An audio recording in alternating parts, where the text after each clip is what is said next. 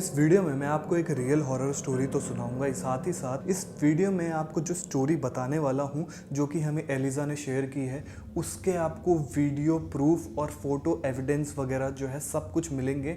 तो इस वीडियो को आपको पूरा एक बार देख लेना, उसके बाद अपना ओपिनियन बनाना। और अगर आपकी भी कोई ऐसी स्टोरीज है या फिर अगर आपने भी कभी हॉरर एक्सपीरियंस किया है तो आप मुझे बता सकते हो, मैं उस पर एक वीडियो बना दूंगा। एलिजा ने ये स्टोरी हमारे साथ शेयर की है और एलिजा का कहना ये था कि वो भी घोस्ट वगैरह में ये सब में बिल्कुल नहीं मानती है, पर उसकी फैमिली के साथ कुछ तो अजीब हो रहा था और ये बिल्कुल भी फ्रॉड या फिर फॉल्स नहीं है, ये 100% लेजिट चीज है। अब जो मैं आपको स्टोरी बताने वाला हूँ वो जो भी एक्टिविटीज है वो सब हुई थी एलिजा के मॉम के घर पे। तो मेरा नाम एलिजा है और मैं अपने ग्रैंड पेरेंट्स के साथ एक छोटे से एरिया में रहती हूँ। एलिजा की मॉम जो है बर्लिंगटन में रहती है और वो अपनी मॉम के साथ इसलिए नहीं रहती है क्योंकि उसकी मॉम थोड़ी सी फाइनेंशियली अभी वीक है। मेरी छोटी बहन मैरी भी मेरी मॉम के साथ ही अपार्टमेंट में ही रहती है। ये सब तब शुरू हुआ था जब मैं अपनी मॉम के साथ रहती थी, बहुत छोटे बचपन की बात है ये। मुझे अपने घर में ऐसी आवाजें सुनाई देती थी जो कि मुझे पूरी रात सोने नहीं देती थी। मुझे बहुत डर लगता था उन आवाज़ों से, मैं रात भर सो नहीं पाती थी और इसी वजह से जब मैं स्कूल जाती थी तो मेरे टीचर्स भी मुझे देख के कंसर्न हो जाते थे क्योंकि मैं बिल्कुल एक ज़ॉम्बी की तरह लगती थी, क्योंकि मैं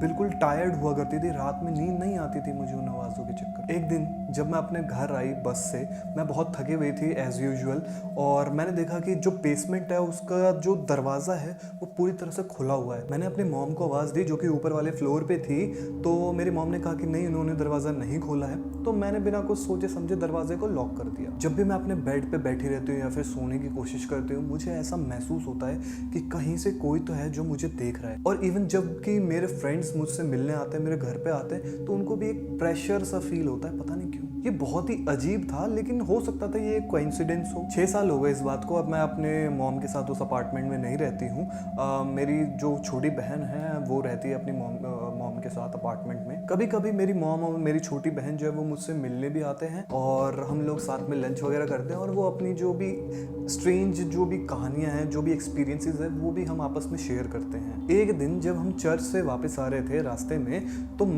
हम लोग आपस में बातें कर रहे थे और मैं अपने फेवरेट हॉरर गेम के बारे में बता रही थी। तभी मेरी मॉम ने एक अजीब इंसिडेंट्स के बारे में बताया जो कि बेसमेंट में था।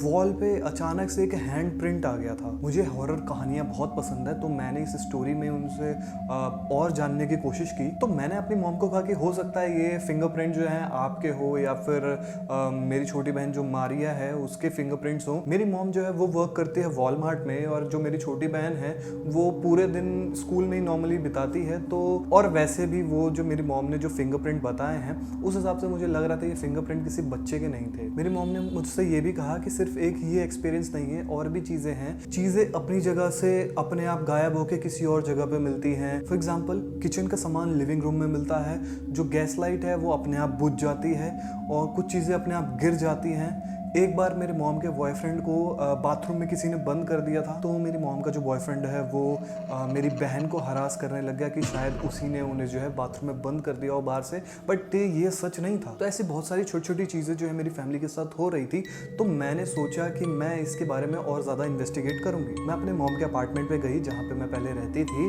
और मुझे एज यूजुअल वहाँ पे बहुत ही अजीब सी फीलिंग आ रही थी, पता नहीं क्यों। मैंने अपना फ्लैश लाइट निकाला और EMF को निकाला। हाँ, मैं EMF को साथ में लेके गई थी और हम सब जो है बेसमेंट में चले गए। तो मैंने वहाँ पे अपनी सो कॉल्ड हैंडप्रिंट्स को सर्च करना स्टार्ट किया, और तभी मुझे वो कोल्ड बेसमेंट के मैसी वॉल पे मुझे दिखा। पता नहीं क्यों मेरे शरीर में रोंगटे खड़े हो गए, मेरे गर्दन पे और हाथों के मतलब रोंगटे बिल्कुल ही खड़े हो गए, और मुझे अजीब सी मतलब हल्की सी ठंड सी लगने लग गई। और उस हैंडप्रिंट को देखते देखते मुझे अचानक से पता नहीं क्या हुआ और मेरे सर में बहुत तेजी से दर्द होने लग गया। मैं बहुत ही वहाँ पे अनकंफर्टेबल हो गया। वहाँ की जो वाइब आ रही थी वो बहुत ही डरावनी आ रही थी। मेरी मॉम जो है 404 रूम नंबर से 453 रूम नंबर में शिफ्ट हो गई थी, बट फिर भी उनके साथ सेम एक्सपीरियंसेस हो रहे थे। रूम चेंज करने के बाद भी वही डरावने एक्सपीरियंसेस हो रहे थे, जैसे कि ऑटोमेटिकली फ्लोर पे जो है कैन रोल करते हुए आ जाना, कुछ स्क्रैच करने की आवाजें सुनाई देना जो कि बहुत ही क्रीपी और वॉयलेंट होती है। और पता नहीं कैसे मेरी मॉम की जो कीज है वो बेसमेंट में मिलती है, जबकि बेसमेंट में मेरी मॉम कभी भी कीज को नहीं रखती। और थोड़ी देर के बाद अचानक से फिर से वॉल पे एक फिंगरप्रिंट अपीयर हो गया। मुझे पता था मुझे इसे देखना है और मुझे इसे इन्वेस्टिगेट भी करना और रिकॉर्ड भी करना है एज अ प्रूफ। शायद जो भी था ये, क्या वो मेरी मॉम को फॉलो कर रहा था? जिस दिन मैं अपने मॉम के नए अपार्टमेंट में गई, मैंने वहाँ पे कुछ अजीब से